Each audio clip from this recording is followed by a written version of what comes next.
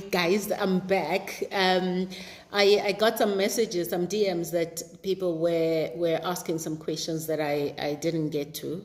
I apologize that session wasn't for Q&A. It was just me chatting with Linda. And it was really fantastic. So you can ask me questions here now if you had some questions that I didn't get to. I can't answer the the perfume questions, but I'll do my best to answer other questions. So just let me know, and we can get going with it. All right. So remember to just put your questions in the question box, so that I can answer them. Yeah, hi everybody. I came back because I got some messages that people had asked them questions that we didn't get to. The aim of the session wasn't to Q&A, but to do the interview. So yeah, you can ask me questions. I'm here. I'm not Linda, but I think I got a thing or two to say myself. So just remember to put them in the question box. So I'm just going to dedicate a bit of time to answering questions. I also did put on makeup, so I mean, I might as well put it to good use. Imagine so much makeup, and then I must just like go wash it off. So I thought, let's just hang out. So ask me those questions, please. And the people who sent me messages know themselves, so feel free to put it in the question box and I can answer it. But you know, I mean, what's been happening with me? I've been having a hectic week. August is my hectic month. Well, actually, every month is hectic, but a lot of speaking engagements and also board meetings around this time. So I've just been really busy with that. And I really love it when I come to the end of the cycle, because it really feels like I've earned my money, you know, when you like, oh, that last board meeting. And yeah, so I'm feeling quite energized. I'm looking forward to spring though, you know, because something comes, there's just this great energy that comes with changes of season, you know. When seasons change, the energy is transferred, and it's just a different kind of energy. So yeah, I'm excited that I'm gonna get my second shot soon. So thank you. I must remind people that because you are vaccinated doesn't mean you won't get the virus. Yeah, so don't be irresponsible. It simply means that, you know, your chances of getting sick and dying are slim. So are reduced. So yeah, but the right thing to do, and you heard Linda saying they are living life there and living large. Oh man, I can't wait. All right, let's see. All right. Guys, it says, can someone who's struggling with sinus use Linda's fragrances? I think if you, in fact, I have sinus issues. I absolutely love Linda's products. They're not quite harsh. They're not harsh on me. So, but I mean, I don't know. You must go try them at if you're anywhere near Sandton City. Go try the perfumes there by Diamond Walk. They're between Cartier and Louis Vuitton. So just try them and see what works for you. I also and I don't know if I've got sinus issues, to be honest, but I'm on this thing where every 5 years I have to get my nostrils. I think they call it cauterized. Yeah, so they piece the veins together, they burn them and piece them together. It's horrendous. Ooh. But if I don't do that, then I have endless nosebleeds, and anything just triggers it. Perfume smells, dust, just any strong odor triggers it. So every 5 years I have to do that procedure, and it is it's not pleasant, but you know what? I live a wonderful life after it. So you could say I've got a chronic condition. I take chronic medication for my sinuses. But I mean, I used to have I literally would just, my nosebleeds would just like a flood, okay? and no doctor could tell me what was wrong or what causes them. And I guess I was lucky to meet this ENT specialist who does this procedure every 5 years. So you must look into it if you have extreme sinus problems. I have no. I'm not giving you medical advice. I'm just telling you what I did. So any ENT specialist does it. I do mine at Sunning Hill Hospital, Netcare. So, but that's only every 5 years. For now, I'm chilling and I'm bawling, baby. I don't even know what that means, by the way. It just always sounds like fun. Yeah, so thank you. I got this, you like my blouse. Thank you, Lexi. I got it from a lady, local lady actually, Sentinel, I think. What's her page on Instagram? I forgot, I'll tag her. Yeah, it is hectic. It's a hectic procedure, but they firstly inject your nostrils to make it numb. So that's hectic on its own. Some of you who are scared of needles, you won't make it. But yeah, so they numb your insides, and then they do this procedure where they literally burn the veins together. Because apparently I've got very, very thin veins inside my nostrils. That's why I would have these endless bleeds.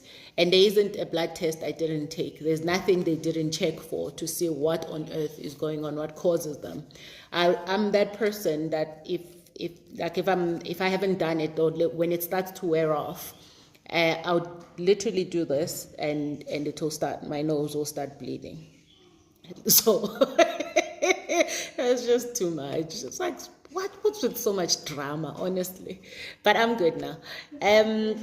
All right, so the other question is, can you please advise me on how to deal with being the least favorite child in a foster home, not being considered... sorry, I can't now. Let me just go back to that question. Okay, can you please advise me on how to deal with being the least favorite child in a foster home, not being considered or invested in, feeling like my foster mom does not like me and that I have to suffer just to make it through in this life. But by God's grace, I'm 25 and in my final year.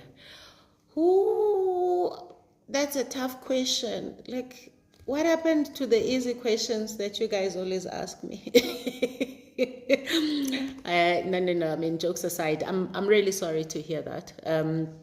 It's horrible to feel like you're not the favorite. And I mean, you saying you're in a foster setup. I mean, I've come from that in a family, in my own family setting, and the sad thing about families where there's a clear favorite is that, you know, let me tell you what I ended up doing. I was the last born, and I mean, look at me, I'm so cute. You'd think I'd be the favorite. No. Remember, I write about my story in Baked in Pain, so just being born for me was a problem. But you know, unfortunately, the upside of it, and I say upside because for me, I'm always looking at, you know, what is the opportunity in the hardship. And for me, I grew to be very independent. I grew to realize that actually, you know what, no one cares, you know. So I'm all on my own, which wasn't an unfamiliar thing to feel. So I had grown up feeling that way. So, you know, but sometimes you just wish and hope that, you know, you could be treated differently. But you're not responsible for how your family members treat you. But I do think that you are now at an age where you can start to deal with the impact of it. And And unfortunately, there's no easy answer that I can give you, except that you need to seek help if you are really struggling with the effects of it, or the impact. Thanks, guys. You agree? I'm also cute. I agree. I mean, you agree with me. Thank you. So yeah, it is really sad. It's actually such a disheartening thing, but there's no easy answer.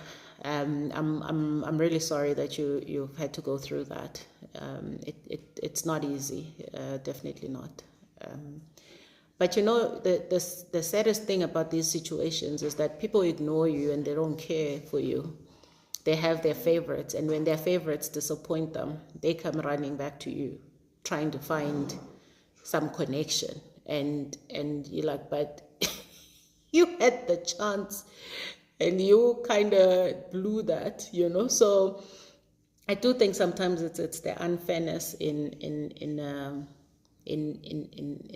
these situations where you now are expected to somehow be there for people who discarded you or didn't care for you.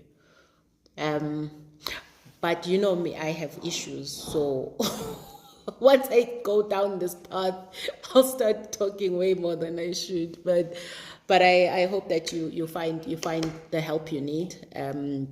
But find the opportunity in it. The opportunity in it is that you unfortunately have to dig deep and look inside of yourself and give yourself give yourself what you're not getting, and you know, in a setting like that, it is lonely, but that means you just have to rely on yourself. And that's what I did, is just rely on myself, entertain myself, you know, comfort myself, and because there was no one around. And yeah, you deal with the effects of it long after, but also you can't let that determine who you become, or your opinion of yourself, because it's the fact that, you know, you're not the favorite. In fact, no child should ever be the favorite. Every child should be the favorite. The fact that you are not does not take away your greatness, or that you matter, or that you're worthy of love. And I think that that's the one thing that children tend to internalize, is that, you know, if you're not the favorite, then you're not worthy of love. It's not true. The people that have the problem are the ones who are not giving the attention and the nurture that is deserved to a child, whether they're caregivers, or it's a foster system, or it's something that every child deserves. So you know, it's and unfortunately, with all these things, I think you should also confront it. You know, you should also just talk about it, and say how you feel. It might lose you some popularity points, but I mean, it's not like you have them anyway at the stage. So I personally think you have nothing to lose. So yeah, thank you. I wish you all the best. There's a question here. It's not in the question box, but it is in the comments. What is the best way to build resilience? So, you know, there's no quick way to build it. Firstly, let me say that there's no overnight way of building it. Resilience is built during hard times. It's when you are tested the most. And resilience isn't just only the ability to bounce back from difficult situations or challenging times. It is the ability to adapt to changing times. It's the ability to adapt to circumstances. And the only way you can know how to deal with challenging times is going through them. And unfortunately, people tend to wallow in the negativity of difficult times and miss out on the opportunity that they're building their character. So it's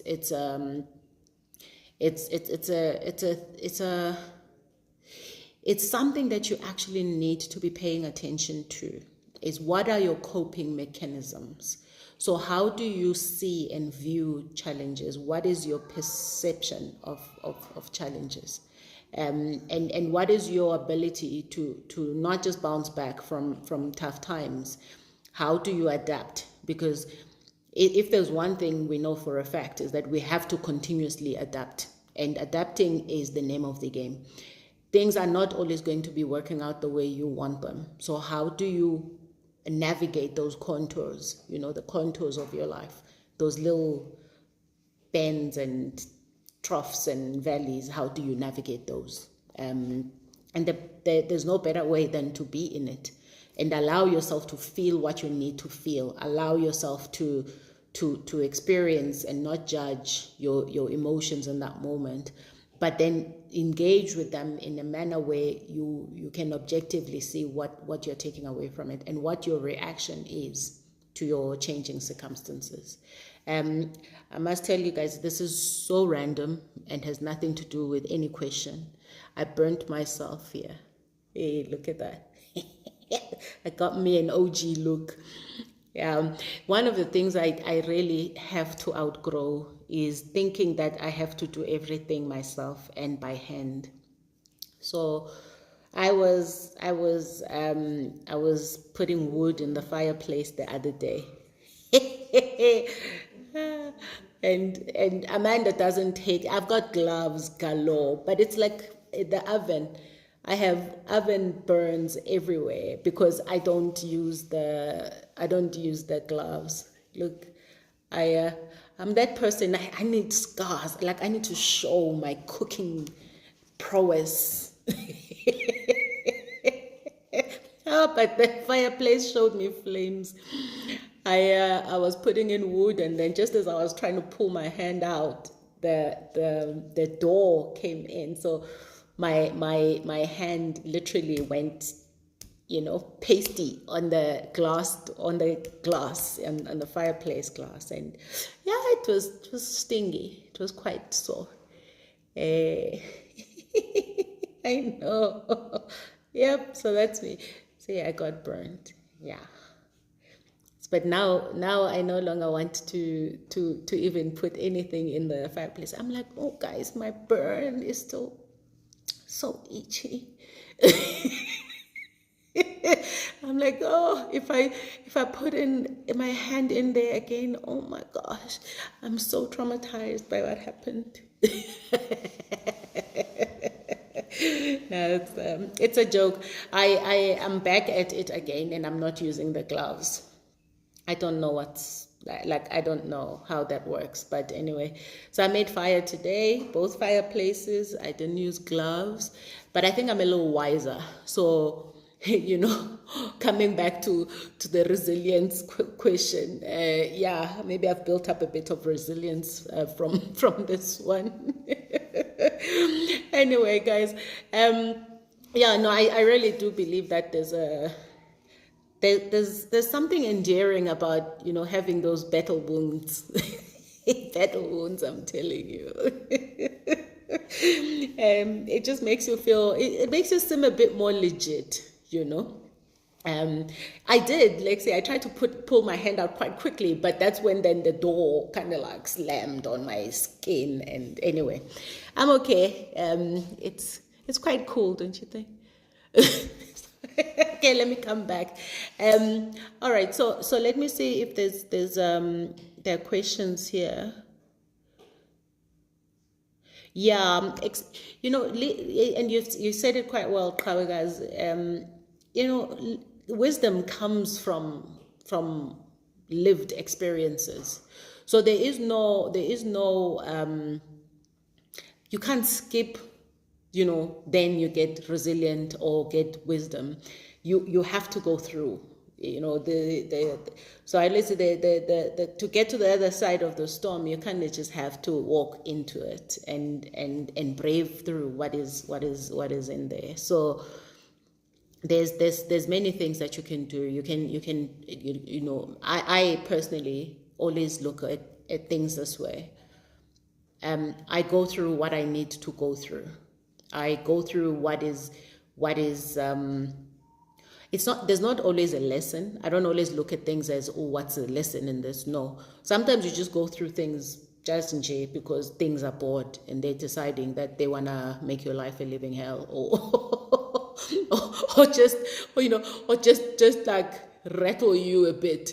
But the truth is that you can decide how you handle your tough times. For me, this concept of seasons changing is something that I have grown up with because it's the only thing I had to hang on to outside of my God, and in fact, I think nature and God are one. So it's this idea that things will change. So nothing is going to last forever. If you're going through hardship, that hardship will end at some point. It's inevitable. It will end. And something else will come out. You having good times, you must know that at some point that those good times are going to diminish and you're going to have some challenges. And it's not even a predefined thing that it's challenges, then good times, then challenges, then good times. No, it's a mixed bag. It's a mixed masala of everything. So you can experience all of those things in one. In fact, not can, it is what life is. We experience all those things in one every single time in some shape or another. So you could be having a difficulty in your work or your business or church or whatever, and you're having a fantastic time at home. Or you could be having a really horrid time at home. For whatever reason, your child might be sick, your friend, your loved ones, whoever. Whatever your difficulty is, and it's this idea that we have to somehow learn to integrate the good and the bad, and understand that it all comes to strengthen us, to not always to teach us, but to build that character. And if that is teaching, then okay, that is it. So yeah, I hope that helps. Kawega says, don't you think the longer you take to experience that thing, it may revisit you? I don't understand what you mean, so maybe just ask that again. Mantu says, for as long as you need the lesson, it will be taught. No, absolutely, but I also don't think everything that happens to us is about teaching us a lesson. I really just believe that sometimes things just happen to you, and you're just the person that was there, and maybe that's what you mean by you needed that lesson. I can think of things that have happened to me that I'm like, okay, what was the lesson in that exactly? So things do happen, and maybe that's how I managed to handle life. Is that some things I don't take everything personally. I don't take everything as though it's targeted Amanda. But there are clear lessons, there are clear instances, there are clear things, there are clear signs, there are clear, where you do tend to where I do say, okay, well, this is the lesson. Because also it won't be a lesson unless you see it as a lesson. So yeah, sometimes it's just wind, I agree, and it just blows you with it.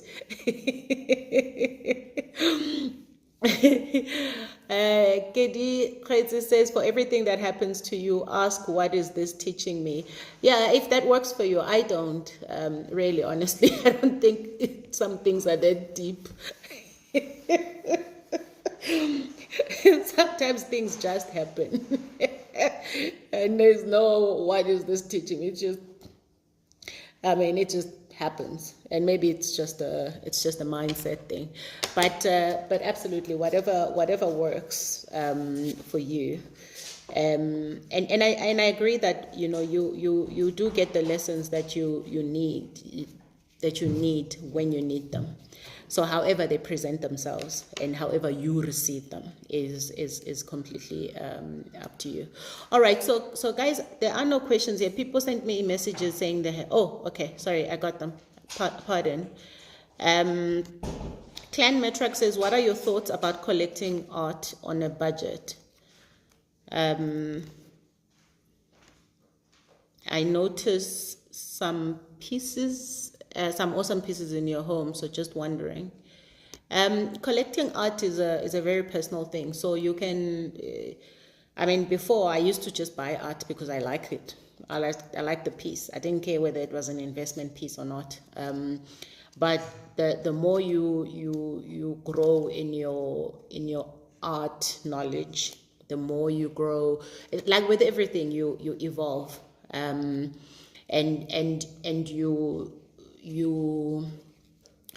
you get to learn more, and your style changes, and you get to, and even your budget changes. So you can start, and if you like an expensive piece, my suggestion is, instead of buying multiple small cheap pieces,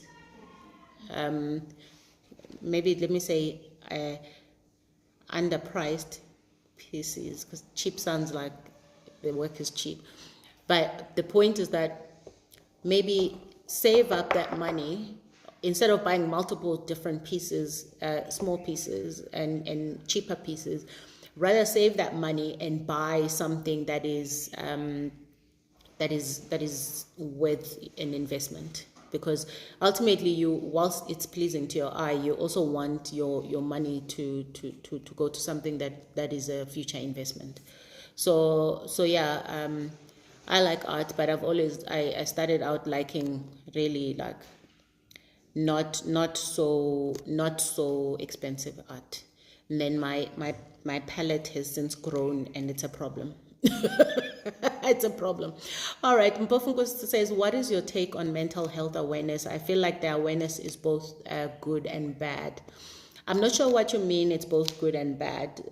My take on mental health awareness, you should be aware of your mental health, without a shadow of doubt. I'm not sure how you even operate if you're not, because everything ultimately stems from that for me. So mental well-being is everything. You can actually watch the YouTube channel Vastly Sage, where we even did an actual psychology and Q&A type session. But also the talk show with the psychologist and the psychotherapist, psychiatrist, in fact, is there also. So I'm not sure what's good and bad about it. It's great to be aware of your own thoughts, to be aware of your own mental state of mind, and to be aware of your own mental health. Because without that, I don't know what is achievable. Okay. What is the conversation you have with yourself when it seems insurmountable? Brave, bold, beautifully. What is the conversation you have with yourself when it seems insurmountable?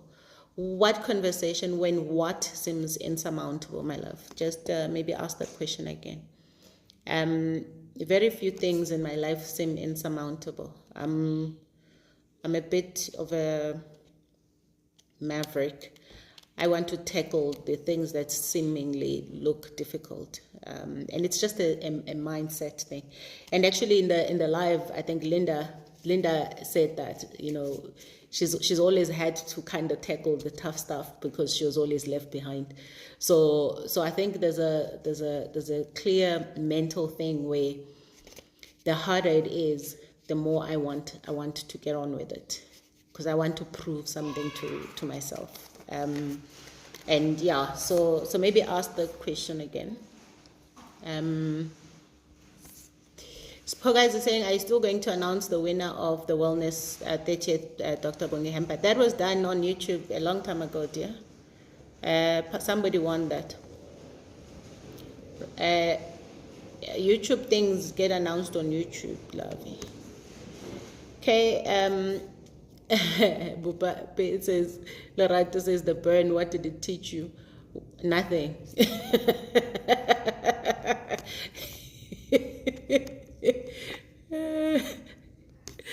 How can one get more confidence in themselves and believe in themselves?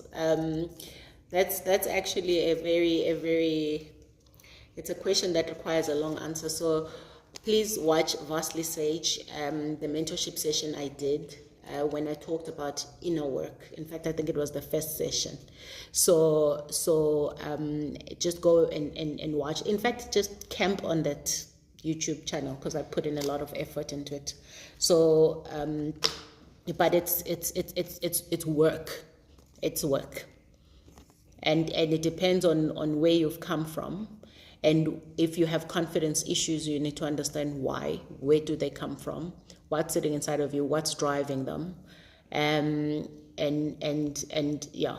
So Richard says, does we also have internship opportunities for organizational psychology students? No, we don't.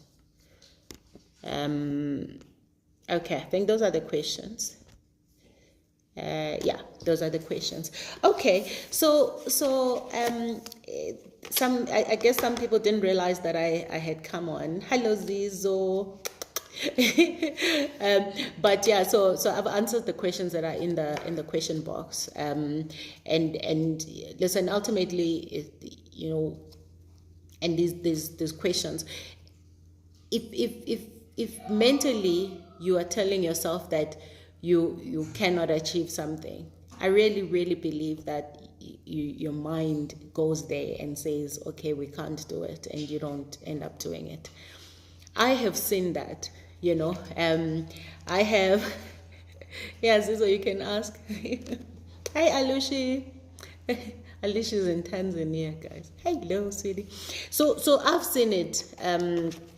I had this every time I'm going to do something really big, and honestly, most of the things, the projects I tackle are big. The things I do are big. And half the time I'm always like, actually all the time, I'm like, okay, this is what I want to do. And literally I lock it into my mind, I think I almost have like I've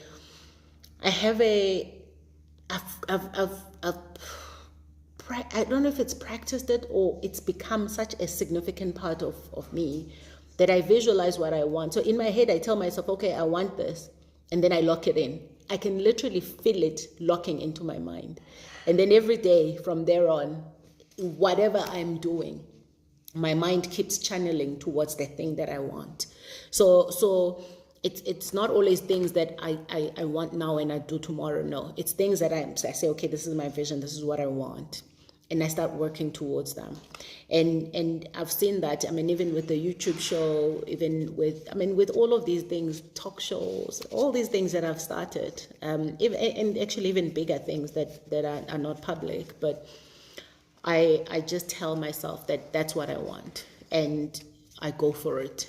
And I'm that person. I don't need other people around me to help me realize my vision or my dreams. I just go after it myself. If there's someone along the way who supports what I do, then great, but I never let the lack of support from others or the lack of interest hold me back from achieving what I want.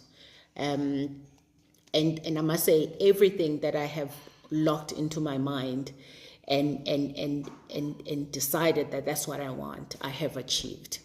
And there's something to be said for that, because I almost feel like, I am conversating with God when I do that. I say, this is what I want, so help me out. And it actually always works out well. But I think it's also something to be said for self-doubt. If you're doubting yourself, then that's the energy you exude, and whatever you are feeling inside of yourself is what other people receive, because it's energy. So I always say to people who don't feel confident, remember that if you're not feeling confident, the only way other people will realize that you're not confident is because you show them through your energy. So work on what you need to work on, but never let the devil see that.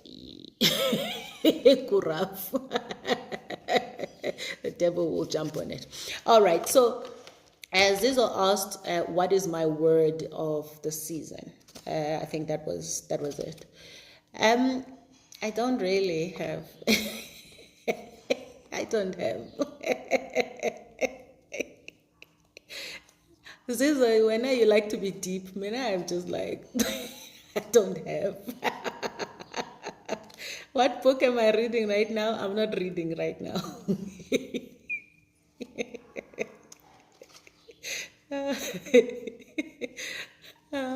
I'm not, honestly. I don't have a word for the season. I'm not reading right now.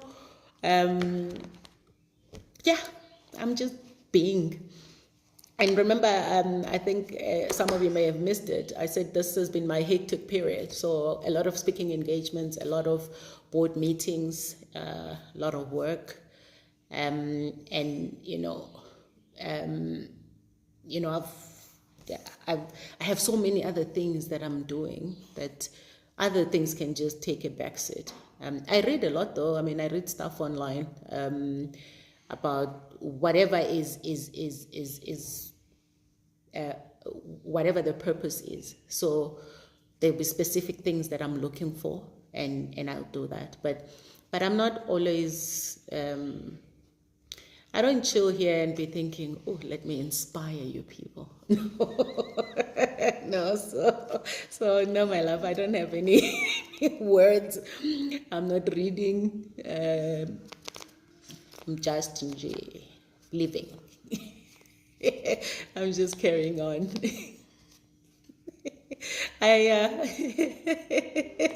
What time does my day start? My day starts usually 7 o'clock when the kids, get on going to school. So usually my husband takes them to school, and I am one of those mothers. My kids can't leave my house without me hugging them goodbye and telling them I love them, because whatever may happen along the way, I mean, like during the day or whatever the situation is, I want them to never forget that. So I'm that person. Before they go, I jump out of bed and I'm like, where are they? Sometimes I run to the car and I'm like, wait, you can't leave. No, Zizo, I'm not champagning right now either. You're not gonna get what you want because it doesn't exist. So yeah, my day usually starts at 7. I wake up at 7. I usually go to bed around 9 or 10. I sleep a good 9 hours every night. If a bad night for me, and I sleep for 6 hours, 7 hours, then it's a bad night. And I have such a my sleeping patterns and my husband's are misaligned. So before you think this is exciting, it's not. This guy will go to bed at like 8 and be up at 1 and work till 4 and then go back to bed and wake up late, But largely I have a standard thing I do. I don't watch a lot of TV because I have specific things that I watch. If it's not sport, then TV is like nothing. So I'm not a person that watches Netflix. Like sometimes I sit in front of the TV and it's off and I just do nothing. I just sit and not even think about anything deep. I just sit there, because sometimes the body just needs you to just listen to it, or just let it get what it needs to get. So I'm not champagning. I am not reading. I'm not being inspirational, but I have been doing a lot of speaking engagements. So, I guess in a way, it makes sense that I'm not doing much right now because I'm doing so much, The speaking engagements are really, really taxing. I pour a lot of myself into them. And after every speaking engagement, literally it feels like I've been run over by a truck. That's why when people want me to speak and they don't want to pay, or they tell me they don't have a budget, I'm like, if you don't have a budget, so how is this thing going to work exactly? Because what I pour into what I do is everything. But then you have people who just want you to do it for free. And I respect that because, I respect people who say they don't have a budget because at least okay, because I have a quota. I have 3 things that I do a year, but they are a lot. They're not just small things, a lot of them. And there's a certain amount that I contribute back towards, the things that I do. And it's a lot. It's a lot. So sometimes a person's going to tell me they don't have a budget, but they want me to come and speak and spend time with them for 2 hours. And depending on what the cause is, and if I am in that frame of mind, then I'll consider something. But honestly, guys, we must pay people for their work. Pay people for their work. I have a platform, Vastly Sage, where I asked my guests to speak, and because largely they're my friends.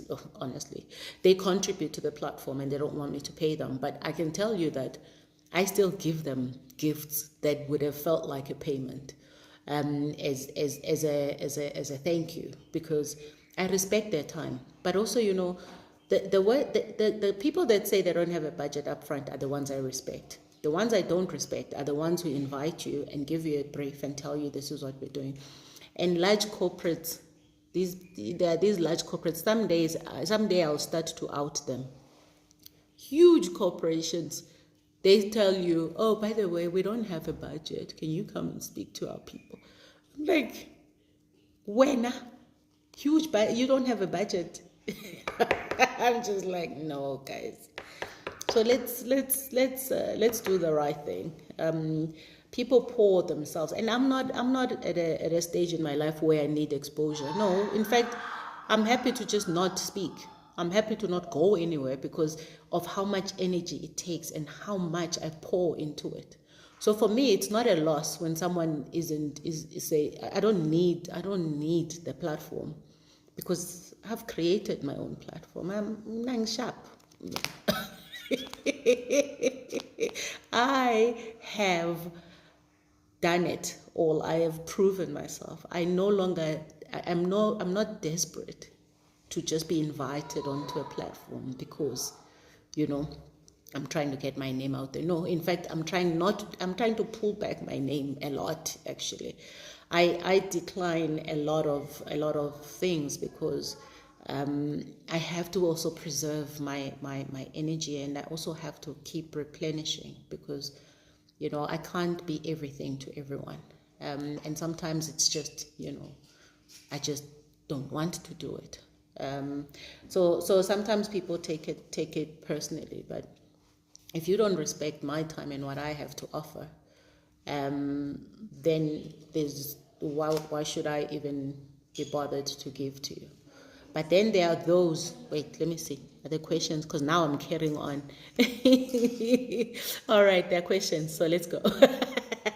There are those who also want, there are those who also you see how much I give, ne? Like I give so much into the work that I do. And Vastly Sage is a platform I've created so that, people can access mentorship from wherever they are on demand. I don't have to do one-on-ones, so it's an ability to reach more people. And I mean, I opened this up a long time ago. People sent in their questions, then I can answer them. But having done that, plus I've then created this talk show, which I funded. Everything you see, I've funded myself. And then people say, oh yeah, no, hey, we also want a podcast. When are you doing a podcast? And then I sit there, I'm like, wait, so now I must keep pouring more of my time because when you want a podcast? I'm just like, guys, take what I give you. If you don't want it, keep moving. but the things I have to deal with. And then people be like, oh, this is so nice. Oh my gosh, thank you so much for your time. So can I meet you for an hour and ask you the same question that a person asked me and I spent time answering it? Then they still want to meet me. And I'm just like, guys, no, please. Please, and I get so many requests from people who want more and more and more. I'm like, but I've given you so much, I've put so much here, and it's not just money. effort, it's energy, it's time. It's what I take away from my other things and pour into this, so that at least if you find value in it. But they want more. And you're like, Jesus. Sometimes I end up not even responding, because I'm just like, you know what? I'm the person that responds to every message. But sometimes I'm just like, actually, I just don't even have the energy to respond, because if I respond, I might even sound like I'm being rude. So I just like sometimes just don't respond. And that question about, please, can you mentor me? Please, guys, please don't ask me that. Please, I'm begging you, don't ask me that. In fact, I'm begging you with tears in my eyes. Don't ask me that, because I am so tired of responding to the same thing. I created Vastly Sage on YouTube so that I can do the mentorship that I can do. All you have to do is click subscribe. And then you can watch it for free. It's free to you, not free to me. I have put in a lot into it. And the only thing I need from you is to just click subscribe. That's it. That's it. Because then I get to understand who's watching, where are they, what are they interacting with the most. Because then it enables me to create more of the stuff that matters, that people will be able to use. But no, guys, no. And I'm not a person that complains at all, but no. And even these sessions, I would be doing a mentorship session and a person will say, please mentor me. I'm like, okay. Anyway. So, questions. I've got some questions here. Thank you for letting me vent a bit.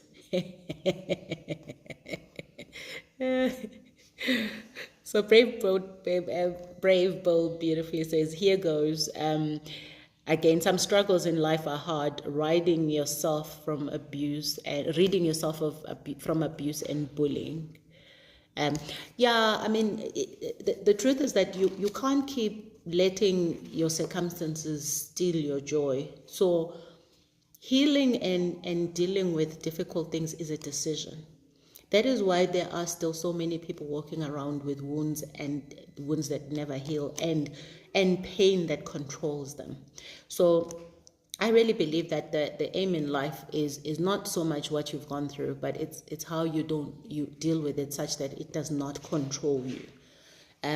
So I can tell you that I made a personal decision, a choice, a deliberate decision to not be held back by my circumstances, my pain, or my past, because that is I'm robbing myself of what God has given me, which is a life.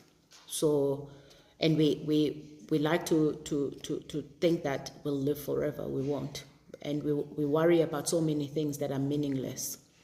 And the truth is that, you know, we're not here forever. So I like to rather use my time enjoying my life and building what I need to build, so that when I'm gone, my children have the right life and have the ability to explore opportunities without having to beg anyone. So ultimately, I think though we end up using time on things that are so meaningless, and chasing ghosts and answers that will never come. So I made that decision that I'm not seeking answers from my past anymore. And it's exactly what I said earlier. The things that happened to me, some of them were just nonsensical and unnecessary. But, you know, it's my choice to live now, you know. So yeah. It's the book, Namibia books, okay, I've done a post on books. So if you can read that post, if you want books in Namibia, you can send us an email. It's in that post. If you're in South Africa, this is the other thing, guys. People don't really read captions. The one that gets me the most is I post, you can get my book from amandadambuza.com website when you are in South Africa. In writing, I say it. And then I say, if you're outside South Africa, Amazon. And if you're looking for an ebook, it's on Amazon. And then I'll have someone say, where can I buy the book? I'm like, I give up. It happens all the time. And I'm like, okay, so you just click like when you don't even read what people have written. Uh, but yes, so I've done a post. And it's not the only one. I've done many around the book. I'm just like, yeah. So, you guys know, like clear black and white written, buy the book here. Buy. And then the worst on the stories, I then still add the link to my website to get the book, and people are still like, where can I get the book? Now the new thing is, even the South Africans that we've told, get the book from amandatambuza.com, my website, it's safe. We don't even see your payment details. We use PayFast as a payment engine. Now they're sending emails asking us for books, and they're based in South Africa. And now I must go back and say, by the way, if you are in South Africa, please order the book from www.amandatambuza.com. I guys know. People don't read, no. But anyway, listen, I did the post. I even showed a stack of books, like a lot of them, a lot of books. And I said where you can get them. So please do that. And yeah, it's simply put, Namibia and Botswana. In fact, I've got 2 ladies that are distributing the book there. We can connect you with them if you're in those countries. It's and Lesotho, by the way, and Lesotho. And I hadn't made that announcement yet, but in Lesotho, just email vaslysage at amandatambuza.com. What did I say? Was it vaslysage or info@amandatambuza.com? One of those. Just it's actually sales at amandatambuza.com. Sales. I wrote it down too. So please. Injali indaba zenu today. All right. So oh no, Zizo, I already answered. Okay, so here's one from Spogazi. Spogazi says, how does one deal with victimization in the workplace when they go as far as suspending you for nothing? Let me read the full question. As far as suspending you for nothing without following proper procedures, this all after you've started asking questions about salaries not being the same with male counterparts. Well, I mean, I think the real question is, I think as women particularly, we need to be so strategic about the fights we take on and how. So it's not the fight itself, it's the how. Because if, you need to understand your landscape, you need to understand who's pulling what strings and how things work. If you don't understand that, you are going to make serious mistakes trying to fight something that you're not going to win. And I always say that whatever we do, we should be thinking about what is the highest chance of success. So what and how are you going to go about getting that success? So, you have been suspended, as far as I understand the question, without proper procedures. I think you already know the answer is speak to a labor lawyer or speak to HR if there can ever be objective. But I think, again, if I were to ask you, I would say maybe reflect on how you went about that fight. And are there other things that are at play that you don't see or that you refuse to see? And was it really just about you questioning a salary? Because you questioning a salary is not a suspendable offense. That's just you questioning why other people are getting paid less or more. But, how you got the information could be tricky. So I don't know why you were suspended beyond that you questioned salaries. That's not a suspendable offense, if I can put it that way. But you have your rights. So speak to a labor lawyer. And yeah, I wish you all the best. Do I believe in vision boards or writing things down? I've never done a vision board in my life, except the one time I was at a session and they were doing vision boards, and I was actually a guest speaker, so I ended up attending and we started doing vision boards. It's not for me. Because I'm a very, very visual creature, so I have a very photographic mind. So I do everything I want is here. So I don't necessarily have to put pictures of things, and no, I have a very photographic mind, and vision boards work for other people. I mean, you do what works for you. And writing things down, journaling, and all that works for other people. My mind is a machine.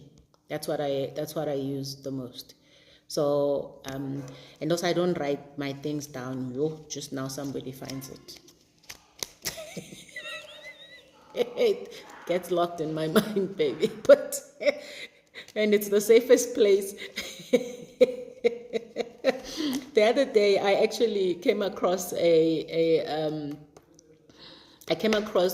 journal that I kept when I was in corporate, and I was a director at the bank. And I remember I started using it because my coach at the time said, I must learn to journal. And again, these are some of the things that, are passed on to us, and we don't actually think through. We just do them because somebody said you must do them. I'm not a journaling person, but I did then, right? And now I came across this journal and I'm reading it now. This is like 9 years later, and I'm reading the things I wrote then, and I'm just horrified. I'm like, yo. Honestly, no, I don't want to. But I mean, that's the only time I've ever journaled in my life. But I found my own way of doing things, what works for me, and there's nothing that escapes this vault.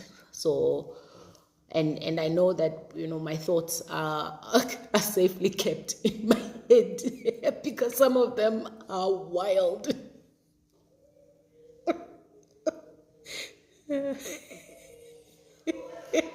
Some of them are just, even I'm like, how am I? When you catch yourself in a you just saw that question. I'm not even gonna go there. All right.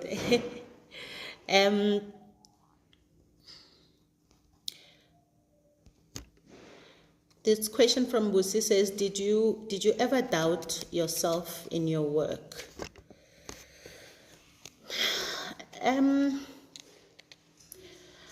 I think my outlook on life is very different. Yes, babe. My outlook on life is quite different. I don't take, if I don't know something, I will learn it. So there's no room for me. There's no room for me to doubt myself. I know, guys, I know, don't laugh. So there's no room for me to doubt myself when my approach to things is that I am going to learn what I need to learn. I don't know everything, and that I'm good at some things, and that I deserve the opportunity. So as a result, self-doubt is not something I really suffer from, and it's probably not something I've suffered from largely because of my outlook on things. And if I'm in positions or in things where I'm not necessarily It's not necessarily my strength. What I do is then prepare for it.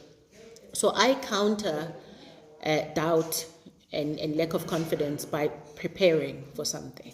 So if there's something I don't know, I go and find out what it is and get to know it. And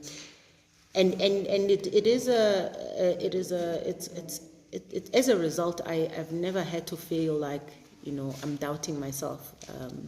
And everyone who's an expert today started somewhere, so they didn't overnight become experts. So I also allow myself the space to learn what I need to learn. I do think that you end up with a lot of doubt if you overemphasize perfection, and if you don't allow yourself the space and the room to embrace where you are and who you are and where you're going. So whatever I don't know, I prepare myself for it, and so that I take away that fear or that doubt.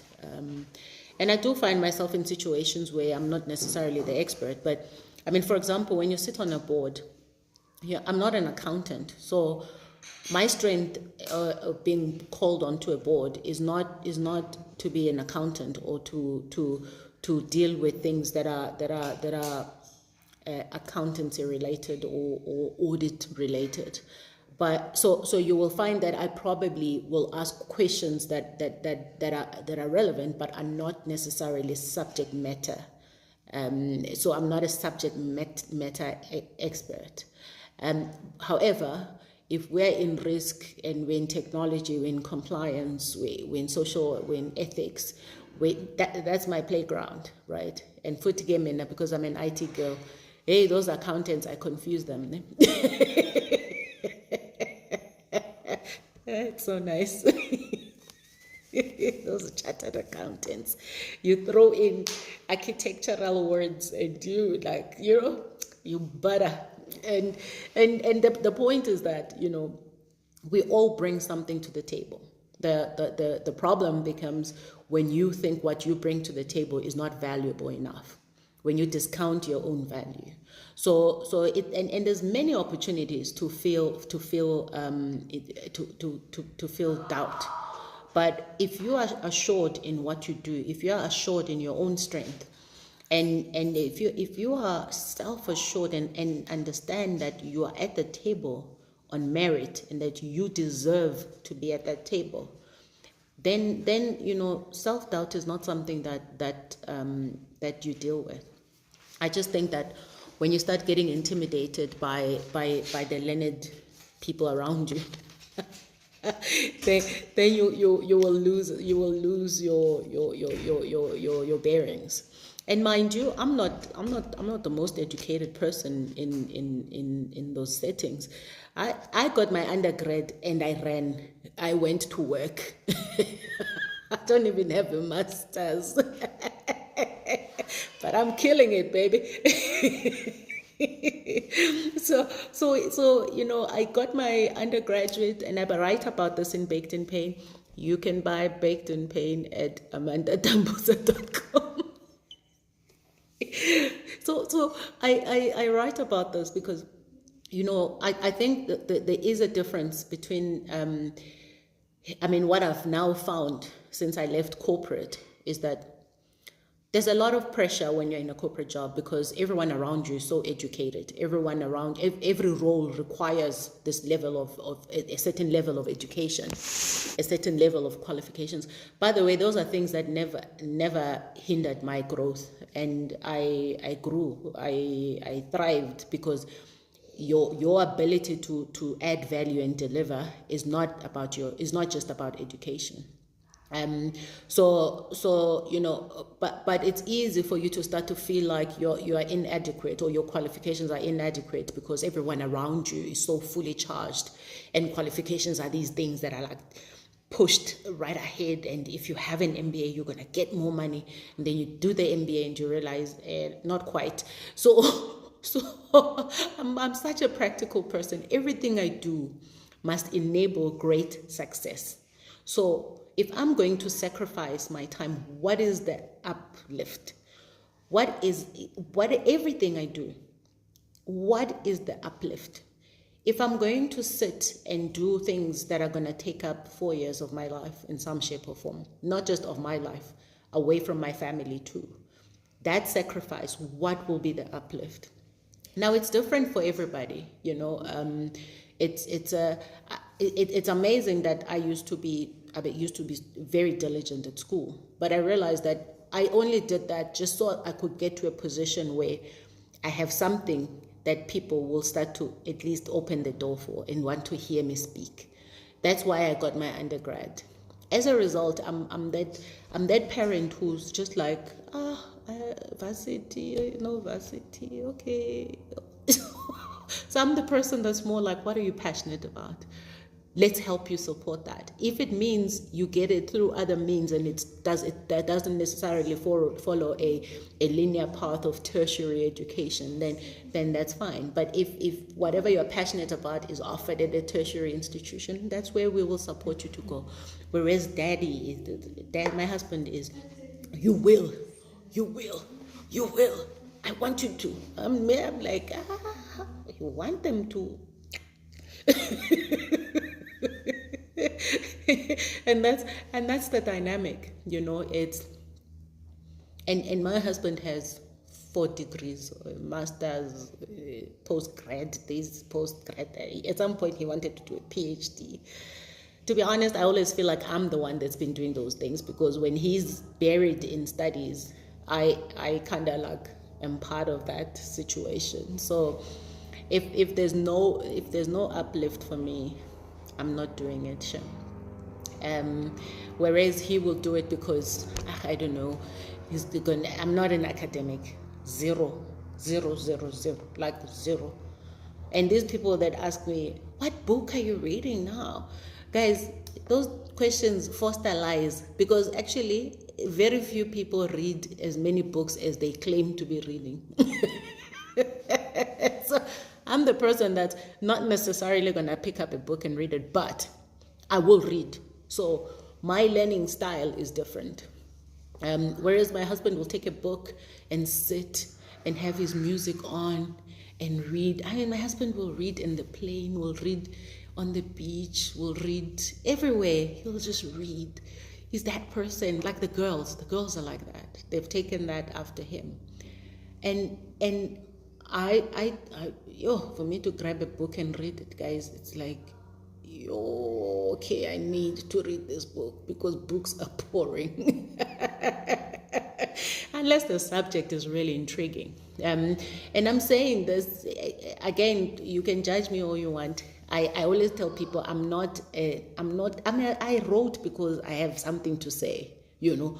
I don't consider myself a career author, you know, that I need, like, people must read.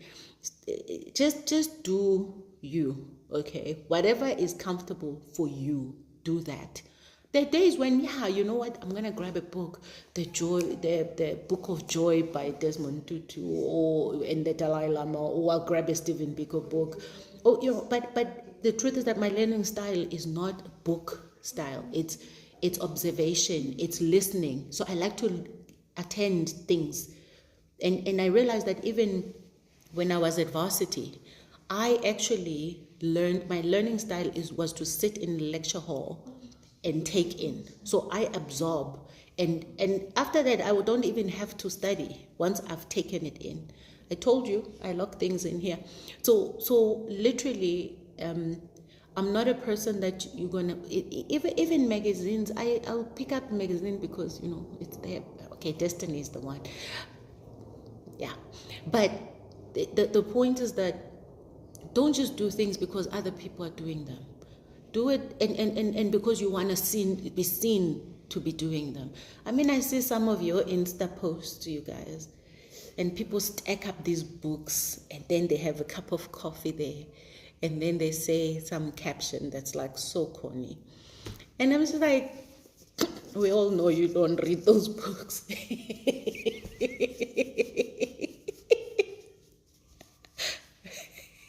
So yes, I've got books, multiples of them. When I need something, I'll take it and I'll read it. But I'm that person, even on a flight, I'll just sit. I'll just sit and If I don't feel like reading something, I won't read something. I'll sit and have a glass of champagne and just think about how lucky I am to be having a vacation. And then I realized that actually you're not lucky. You worked for it. You worked and you know, you gave up so much. And so those are kind of like the conversations I'll have. Now I have conversations with myself. I even actually speak out loud. I say I'm sorry, guys. You people in your stacks of books. But reading is very important. Don't get me wrong, and don't take that away as what I'm saying. Yeah, there's obviously tongue-in-cheek and jokes, but the point I'm making is that you need to be doing what is right for you. Do what you feel is right. So when the coach, when this whole journaling thing was part of my exercise, I realized that that's not me. That's not what I do.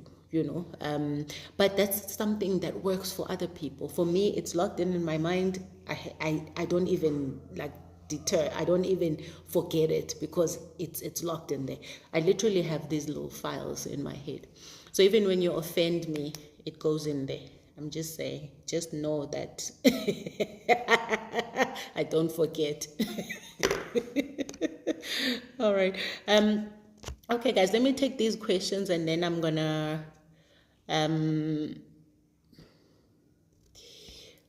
but see, I think I already answered the question from you. Let's give a chance to other children. But if I wasn't a project manager, what would I do? I'm not a project manager. I was one. I was one. But if I now I run a company that does project management, and I became a professional project manager within the IT space.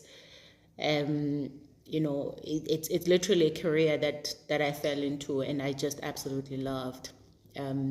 But I realized what made it so fulfilling for me is that the underlying foundation was about society, which is what I studied at varsity. I studied social sciences.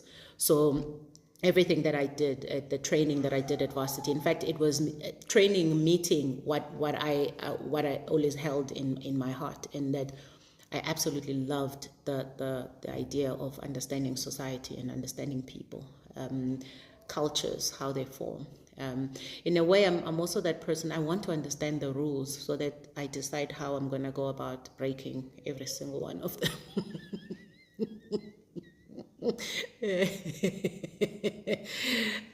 Am I intimidating as a chairman? No, why would I be intimidating? I'm not an intimidating person at all. I'm so much fun, guys. I tell you, people fall over themselves wanting to work with me.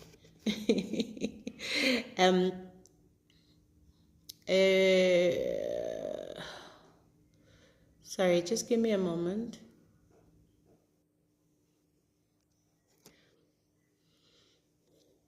Ita says, how did you discover your passion?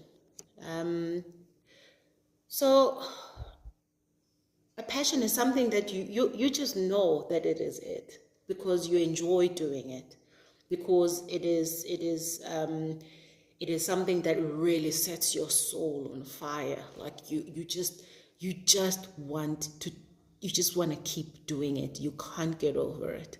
I say passion is like falling in love. You all know those. Hey, Olet.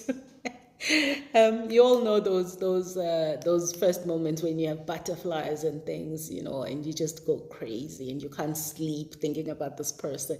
So there's an element of that in finding your passion. And when you're doing something that's not your passion because it feels like a chore. It is hard to do.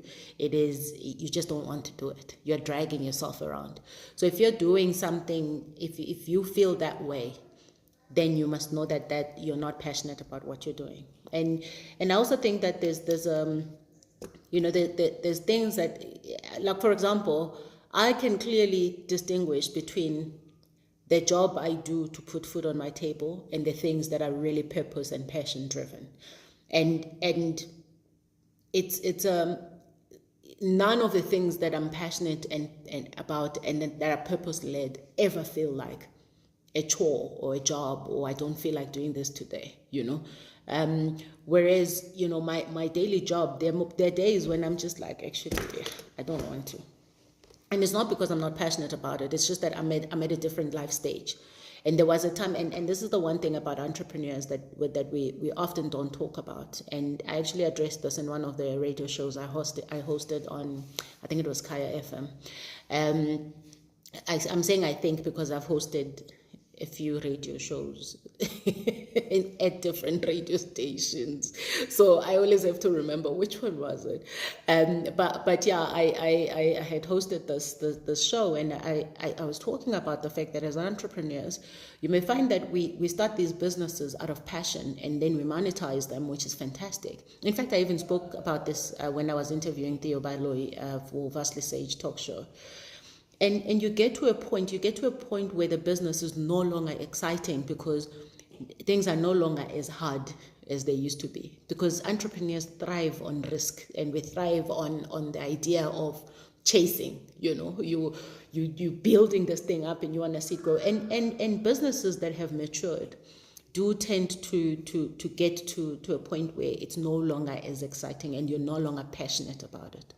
And this is why I always say, for founding entrepreneurs also have to get to a point where they know that it's time for them to step back. So time for you to step back means you have been able to bring your business to a certain level, to a certain stage, but you know for a fact that you're not the person that's going to move it to the next level. And unfortunately, a lot of entrepreneurs don't always want to let go, and they often don't want to let go because they don't trust anyone with their business, and also they feel like, what else do they do outside of that, because they've poured themselves into it so much. So I'm the person that's very clear that I can only go as far as I can, and that's it. And the truth is that I am at a point in my own life stage where I'm starting to pull myself back a bit. I'm planning to. I had done that very successfully over the last couple of years, and then one of the people that was key in my business left. So, and then I had to kind of step back in and take over the reins of the company again. But the point is that I'm very clear about the passion I had for the business, building it to where it is, and that now I have a different passion, which is actually to lead the group of companies within my group structure. And that's a new passion that it's not that's a passion that I now want to step into and pursue. So it's so important to continuously enjoy what you're doing, and when you stop enjoying what you're doing, you need to be looking at how do you get yourself out of that and move on to the next phase. I really believe that it is about moving on to the next stage of your life. So I hope that helps. Okay, there's lots of questions here.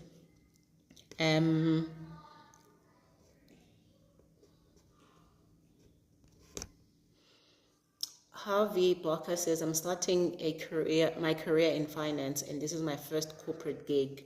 Any advice on how to navigate that space as a young professional? Well, first of all, I really think that, when you're starting out in your job, it's just this, you're like, your eyes are so big and everything is so exciting and so big, but scary.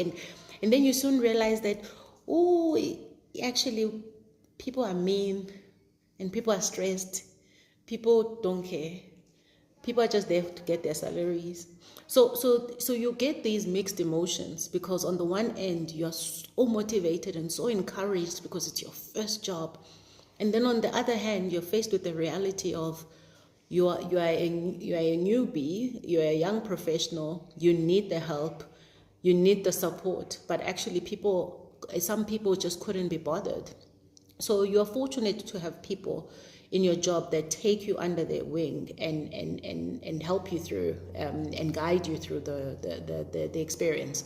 But I really say that if there's anything you have to rely on is your own intuition, and rely on the fact that you are going to be learning every single day. So don't think you learn there and now you are the expert. No, you're not. But that shouldn't hold you back from speaking up. And I think there's a lot of things, a lot of young people who get into jobs and they silence themselves because they don't have the experience. Remember, you may not have the work experience, but you still have a right to speak your opinions. You have opinions. Opinions don't only come from experienced people. In fact, the beauty of having younger generations come into the workplace is that diversity of mindsets. It's that ability to look at something from different angles and different perspectives. And it is a beautiful thing to watch. But then you have some young people who come in with a stinky work ethic. And I'm saying stinky because I'm old, okay? So for me, the work ethic of a 21-year-old and me at 43, two different things. And me at 21 when I was growing up, two different things.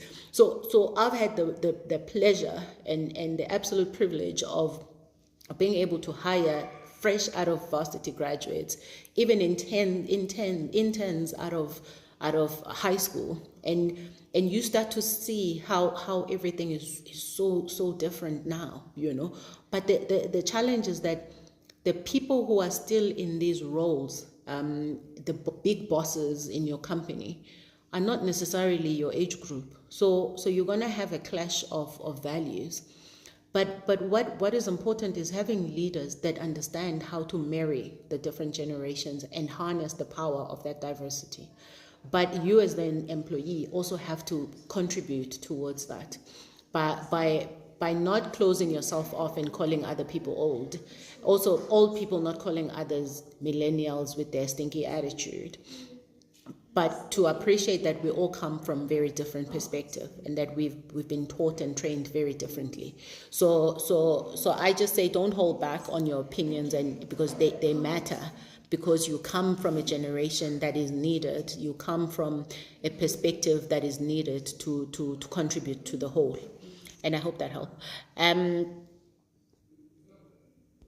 Patience wants me to share the psychologist's numbers that I once interviewed. There's no way that I'm sharing their numbers. No, Patience, that's not right. But you can follow them on Instagram. The one is Lungile Lichisa, psychologist. The other one is Dr. Clem Chawani. She's a psychiatrist. And you can just go find one of my posts with them. You'll see their handles there as well. Okay, I'm soon going to get off. So let me just see what other questions. There's a lot of questions, so let me see how quickly I can get through them.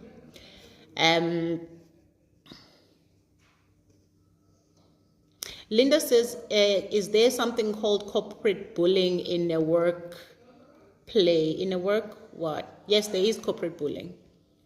100%. In fact, I think I've even done a session on it.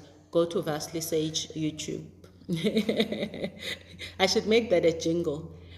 Go to Vastly Sage.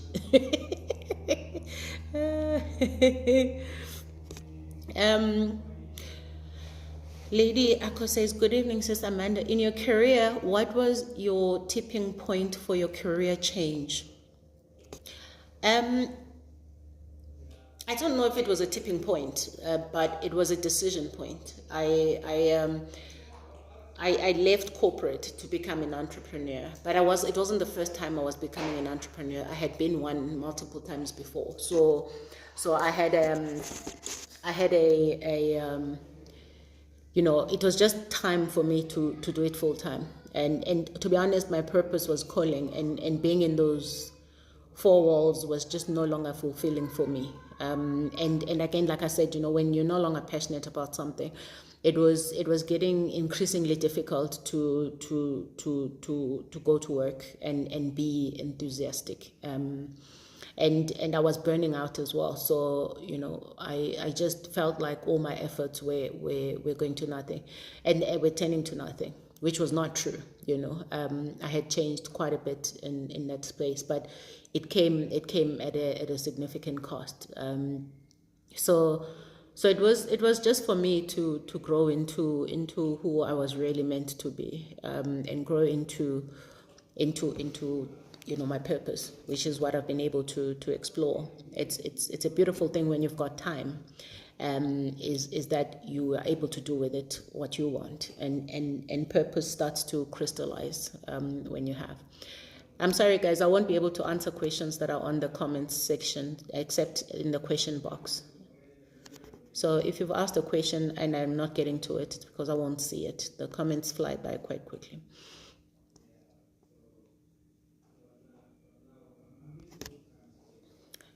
Kecho says, would you say that it's good or bad to have a business that's doing so well, yet be afraid to disclose yourself as a founder?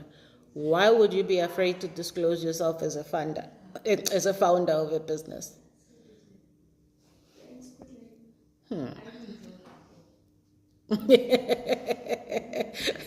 I don't understand why you would be afraid to disclose yourself as a founder of a business. Why not? And it has nothing to do with whether it's doing well or not, but it's why would you not want people to know you're the founder? Are you doing something shady? I'm joking. But the fact that you've put that here as a question clearly means something is bothering you. So just lean into that and find out why. Where do I get my confidence from? Hey, I've worked to be here.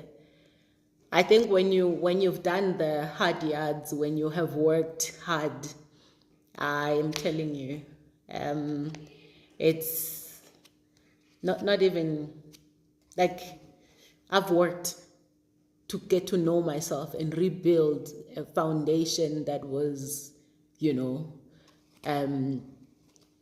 that was shaky, So it's hard not to be confident when you've done the work. It's because you just learn to embrace yourself so much more.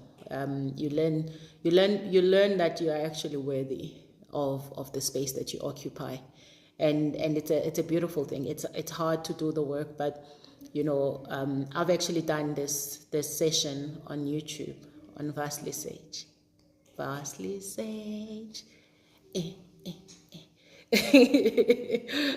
You must check it out. The first mentorship session I did, talking about inner work and how to do it and what the benefits are, because I really think it's important. And people skip that because they think, it's too much hard work. I don't want to go there. But the truth is, you can never grow into something meaningful and grow into a self-actualized human being if you haven't gone through the hard yards. And the hard yards are getting to know yourself and dealing with what is sitting inside of you and how it shows up in everything you do, because it does show up in everything you do. So if you're lacking confidence, you need to find out why you're lacking confidence. Where did that come from? Now, a person that has had my kind of childhood, you would expect that I have zero confidence and zero self-esteem, but I recognized that those were the things I would have to work on. So I did the hard work to make sure that the impact of all of that hardship and the negative scripts I was fed doesn't control me.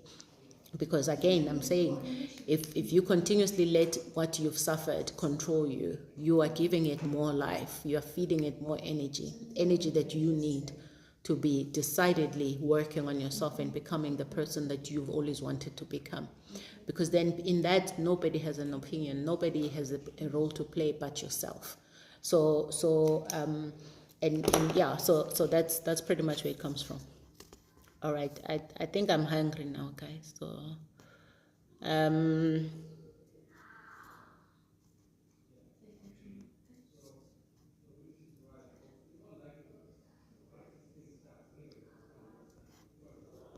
okay, I'm reading through some of these questions.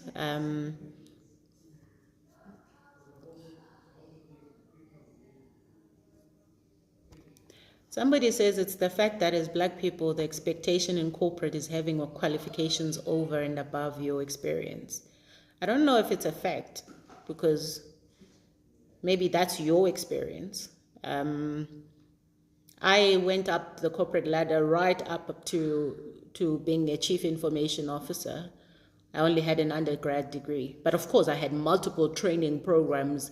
I trained and specialized in what I was doing, so I was an expert at what I was doing. But I mean, the qualifications were, I had a degree, but there were people who were far more qualified.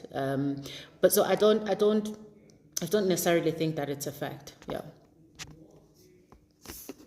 And remember, ultimately, if you don't have a strong network of people that can sponsor your career, then you have got all these other things that you need to fall back on. So your qualifications could be one of those things. But I'm just a person that doesn't like to overemphasize one thing over the other. In fact, you'll never trump experience.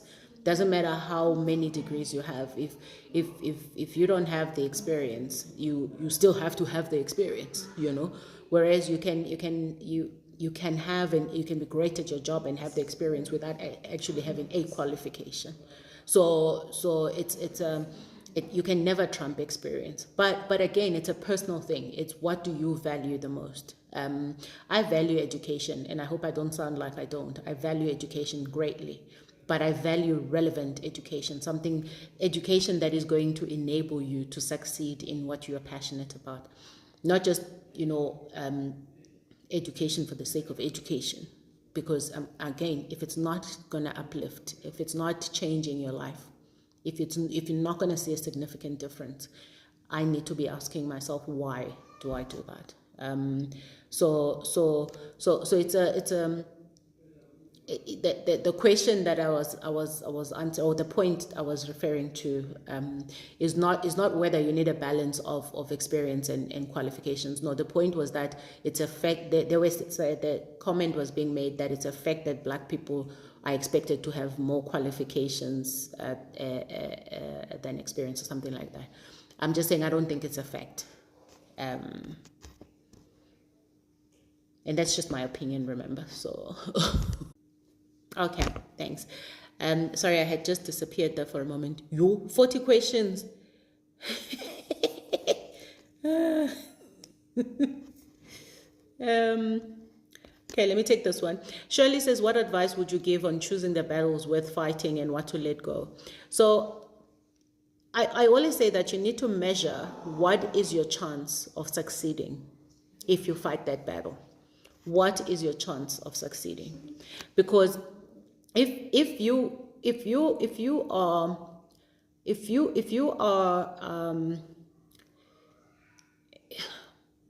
spending all your energy on something that you're not even going to succeed at, you need to be asking yourself, what is the point of that? And choose what matters to you the most. Don't just fight a battle because it's a battle that's there to be fought. There's so many battles. Not all of them are meant to be fought by you. So choose the one that you are highly passionate about, and you will be able to bring about a change, and that you will see your chance of success is quite high. Sometimes, remember, people choose battles because sometimes they just want to make a point. So for them, that's the win. So it's not necessarily that there will be an outcome, but there will be exposure to an issue, whatever that issue is. So yeah, it's really about where do you have the highest chance of success. Zanella says, yeah, but you're not given enough opportunity. I don't know what that relates to, but I assume it's about the fact that Black people need more qualifications. I'm just saying, guys, if you're saying it's a fact, you're making a lot of assumptions in it, and I don't necessarily believe that is true. There are environments, there are circumstances, there are situations, yes, but it can't be a fact right across. No, but there are many people. I've even made myself as an example. But maybe you're thinking, yeah, but you have a qualification, it's a degree. I know many people who don't have qualifications who are Black and have succeeded, and I've hired some of them in my lifetime, even in corporate, and they earn big monies. And the expectation isn't that because they are Black they must have qualifications. So I think there's also be a bit considered in terms of how we take one experience and then we spread it right across and say that it's a fact that way. And that's what I'm saying. So I'm not arguing the merits of whether there's opportunity or no opportunity. I'm just saying I don't think it's a fact that the black people need more qualifications, because I can tell you, when you've been on the other side of all these tables and all these scales, you will find a lot of white people say the same thing. They'll say, and remind you, especially in IT, some of the greatest developers are old white Afrikaans males who never had any qualification but learned to code, at a young age, and where these big banks that we all work in, we all know about key man dependency. Those were people who held the code, and they were so brilliant at what they do. And some of them will tell you that they lost their jobs because now they don't have a qualification. But so I'm just saying that, it's a, when we talk about, when we're saying something, it's a fact, let's just be a bit considered about what it means when you're saying it's a fact. It's a fact for everyone, or just a fact for your experience, that experience that you've had. And even that, is it really a fact, or is it just, something that happens in some industries, some environments, with some people? Because I just don't think it's a blanket fact.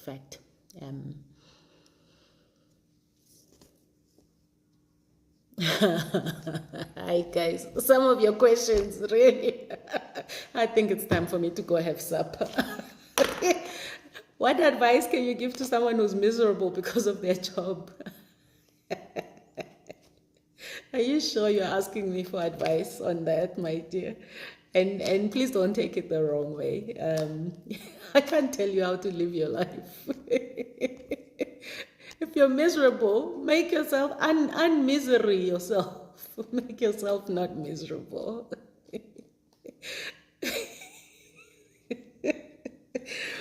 I'm just like, I don't know how to help you. Maybe ask the question another way, because I can't tell you how not to be miserable in your job. It's your job. Only you know why you're miserable in it, and only you know why you are still in it, even though you are miserable. So yeah, just. I'm not laughing at your situation. I'm just laughing at some of the questions that I get, and it's at the back of something I said earlier. But I mean, genuinely, you just need to understand why you are unhappy. And there's no one can live your life for you. No one will tell you leave your job because it's miserable. That's your decision. And only you understand the circumstances of your situation. So I wish you all the best, and I hope that you find the right answers for yourself.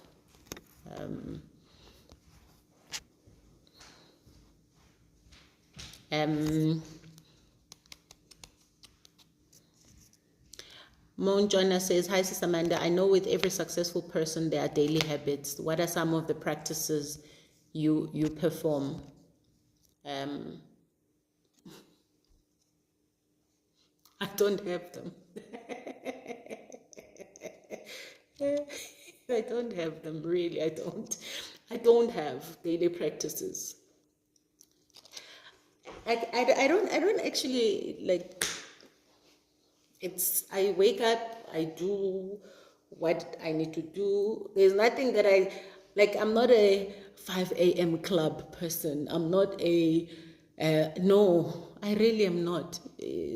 No, dancing is just what I do. It's got nothing to do with success or not. It's just so I don't have things that I'd say these are daily habits. I must do this every time to be able to succeed. No, I don't have that. But the things I do, because I enjoy doing them, they therefore lead to the success. And I don't have affirmations. I don't do things that are I tend to be not very mainstream in how I go about my life. So I told you I don't journal because it's not for me. But there are things that have become a part of who I am by virtue of me going about my life. But I don't have, like, I don't subscribe to certain things, habits. No, I wake up, sometimes I stretch, sometimes I don't stretch. I haven't been for a run in a very long time. I sometimes have hot water with lemon, sometimes I have cold water with lemon, sometimes I don't have any of it. I don't really have habits that I do that lead to success. But every single thing I do in the moment that I'm in, I do it to the best of my ability and I strive for excellence. So if there's one theme that runs throughout my entire life, is striving for excellence. So I'm not the person that's going to touch something and touch it with lazy hands or uninterested hands or a mind that's not tuned into it. Because I always have this thing that what if I don't get another chance to do it again. So every single thing I do, I touch with great the expectation of excellence, and that is I've given it my best. So it's not perfection; it's that I've given it my best, and that my best was good enough. So for me, that those are the things that's something that I can tell you is a way of life, but it's not necessarily I don't have habits. I don't. I just do what my mind says we are doing on the day. And sometimes I'll just sit and not do anything, and that's what my mind needs, and that may lead to success, because then I'm sharper for the next thing. I don't over push myself because I've grown to learn to listen to my body. And I don't do things because I want to be seen to be doing them. I don't say things because I want to be seen to be saying them, or to be heard to be saying them. I really absolutely 100% dance to my own rhythm. It's everything is in my lane, is according to Amanda, what Amanda wants to do and how she wants to do it. So I in fact, I get bored by cliched things.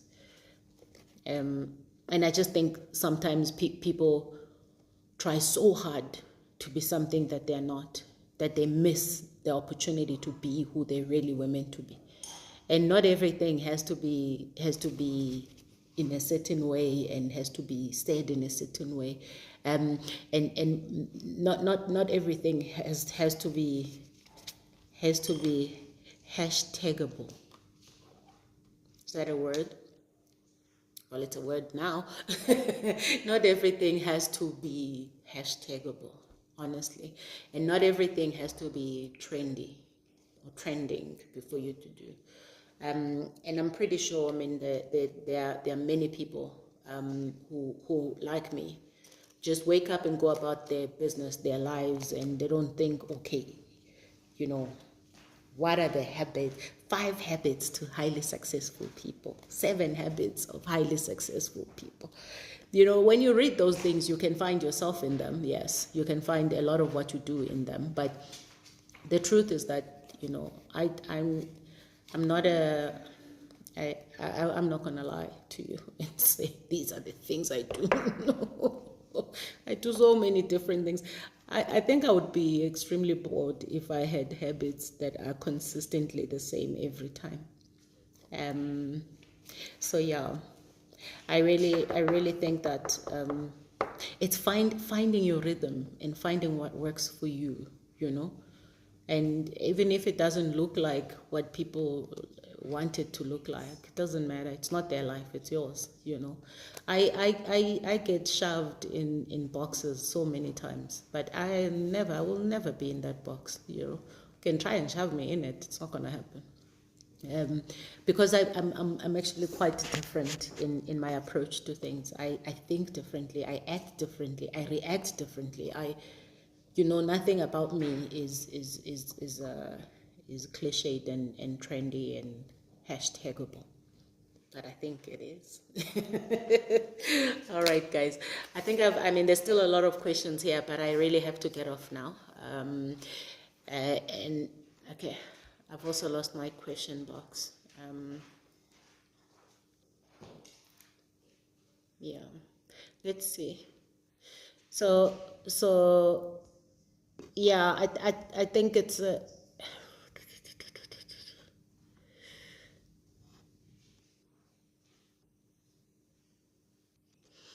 Babala says, not really a question, but I'm one of those people that changed careers because what I was doing wasn't working anymore. Let me read that again.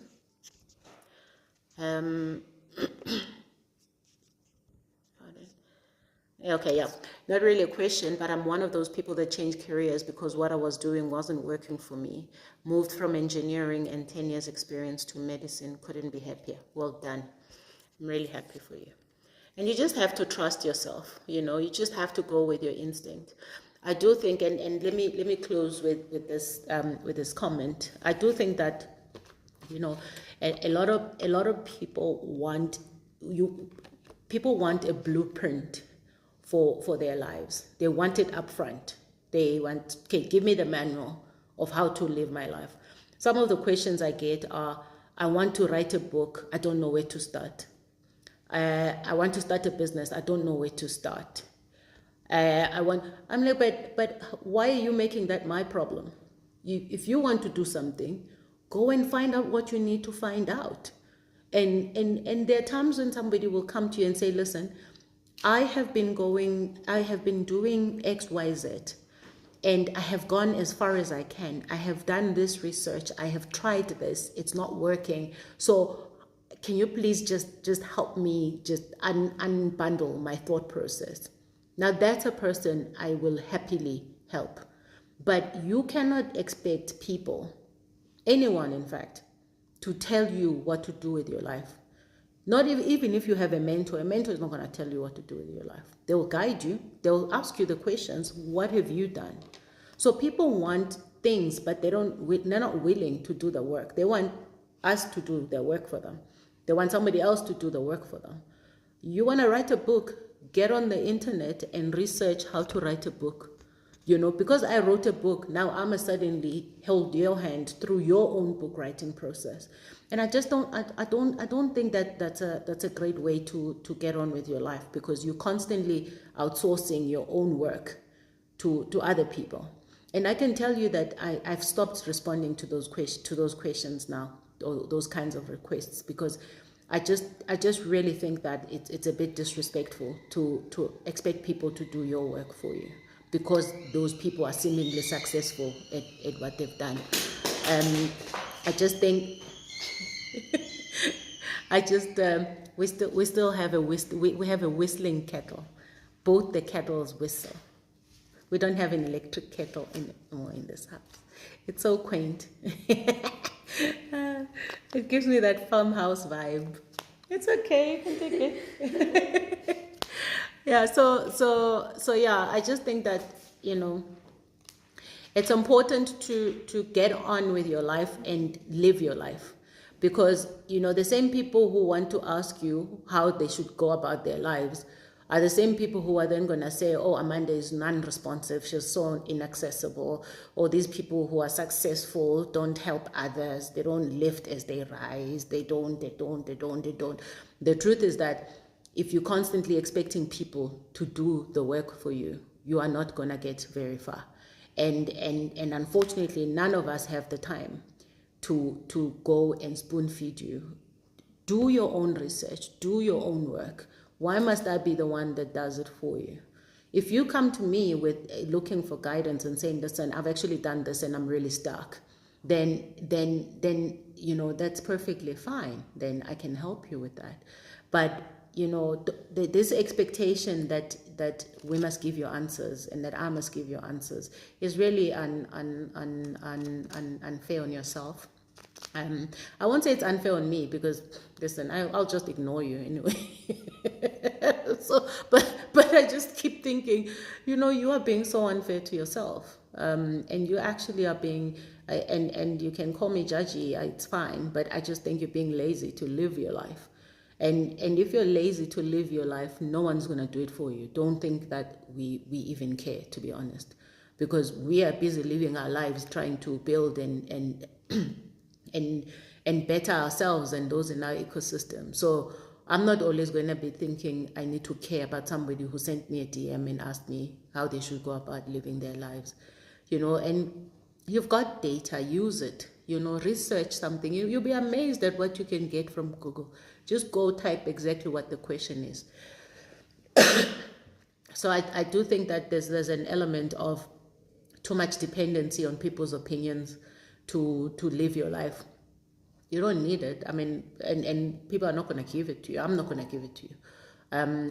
You ask me a question, I'll answer it, but don't ask me how you should live your life, because that's your life. Especially things as basic as that, guys. I just think it's unacceptable. So if I don't respond to your DM, it's not because I'm a bad person. It's simply because I just don't have the energy to deal with you.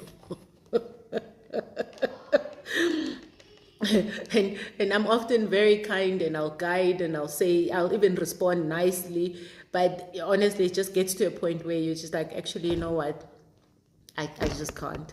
And maybe it's the price I pay for putting myself on these platforms and doing the work that I do. So but ultimately, if you don't hear back from me, it's because I'm really tired of responding, or I just feel like you are treating yourself unfairly, and it's a harsh, and not responding to me is my idea of tough love.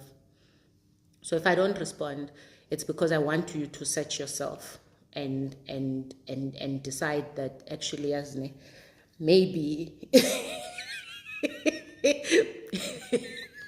maybe I should do better. Oh, actually, maybe I should start living my life. How's that? So there's no blueprint. No one is going to give you a manual. No one's going to give you a manual and say, this is how you go about your life. No, you take that first step forward. That's how you live your life. The next one. You figure it out. You figure things out. And along the way, you have people that will support you and test your thinking process. Fantastic. By the way, you have those people in your own ecosystem, but you don't look at them as that. So spread the load, and don't only ask some of us, ask others. But the best way to live your life is to ask yourself those questions, Because ultimately, if you don't ask yourself those questions, we're going to give you the wrong answer every time, because it's not your answer. Every single answer you need to your own life's questions is sitting inside of you. And you don't need other people to help you to answer your own questions. Do your research, speak to a professional, find someone who you can bounce off your ideas off. But these are not people that are going to do the work for you. You must do the work yourself. So, and I'm not sure what people's ideas of living life is, because it really feels like people want you to pass down every single thing you've done with your life to them. But it's not your life, it's my life. So you can take some of the things that have worked for me, but you still have to find what works for you. And I just think there's an over reliance on people who are deemed to be successful. There's an over reliance on their opinions. Some of these people's opinions suck, eh? Some of them I'm like, you don't want to listen to that. Maybe I also say things that you should be thinking, how am I that? I'm not sure about that one. So you can't just take everything as it comes. You must filter and take what you need and use it on your path. Because if you get on your path as well, the sooner you get on with your life, the sooner you can actually enjoy your life and live your life. Because that's what we all want. The sooner you just get on with it. And I don't know if it's always just being lazy, or it is fear, or whatever it is. You can't keep putting it on other people. You must dig in there and see what you need for your life and get on with it. Like, chop chop, let's go.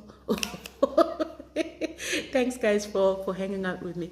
I'm sorry I couldn't get to all the questions. There's just too many of them. Why anyway? Is it because I haven't done a live in a long time? Because wow, there's a lot of them, but I really can't get I can't get to all of them.